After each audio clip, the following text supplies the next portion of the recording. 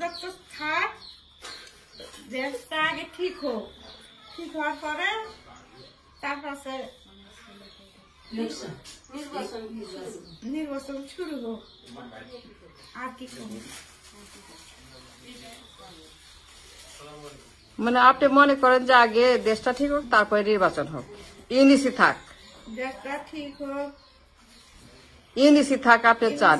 ইউনিসে থাক, আর কি করবো? আমি মোহাম্মদ আবু হোসেন, বৈষম্য বিরোধী ছাত্র আন্দোলনের প্রথম শহীদ আবু সাইদের বড় ভাই।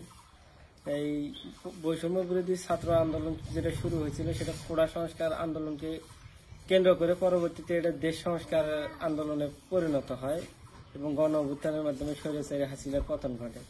এখন বর্তমান যে অন্তর্বর্তীকালীন সরকার আছে, আমাদের তাদের কাছে আমাদের চাওয়া যে তারা যেন আগে, যেহেতু ছাত্ররা জীবন দিয়ে গেছিল একটা কোড়া সংস্কারের জন্য, পরবর্তীতে দেশ সংস্কারের যেহেতু সুযোগ তৈরি হয়েছে, সেই কারণে যেন প্রথমে আমরা যেন এই আগে যে ব্যবস্থা ছিল এটার থেকে বের হয়ে আসে আমরা যেন সংস্কার করতে পারি, আগে যেন সংস্কার হয়। তার পরবর্তীতে যে আমরা যে গণ অভ্যুত্থানে যারা শহীদ হয়েছে তাদের বিচার এবং পরবর্তীতে গণতান্ত্রিক পদ্ধতিতে নির্বাচিত সরকাররা এসে যেন দেশ পরিচালনা করে। সবার আগে প্রাধান্য দিতে হবে আগে সংস্কারটা এবং বিচারটা। আসসালামু আলাইকুম।